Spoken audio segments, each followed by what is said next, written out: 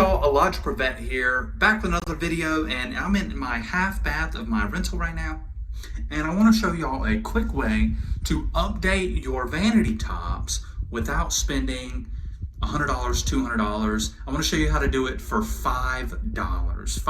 So let's get right into it. Here on the screen, I'm going to show you a picture of the vanity and what it looked like before I did this. So this is what the vanity looked like, and this is what it looks like now. Okay, see the difference?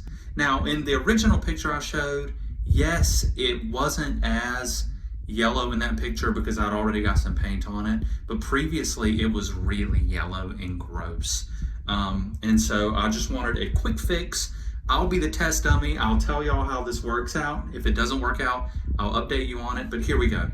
So I used rustoleum appliance epoxy for these countertops, and it turned out great. So as you can see, I mean, I could have done a little bit better. I could have sanded down a little bit better in some spots, but for a rental, and this is a lower end rental, this is good enough. You can see I kept the original cabinets as well, so saved money on the cabinets, just painted those, and then painted over this countertop here with this epoxy. And it looks great, if you ask me. It looks really good, and it was for $5. So now I can go spend that money on another investment, etc. And if I need to touch it up down the road, I can touch it up with another coat.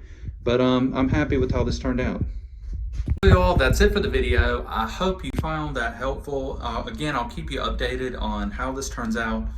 But yeah, let me know if you have any questions in the comments. I'll show you some other little hacks and tips and tricks. And I'll see you all in the next video. Bye.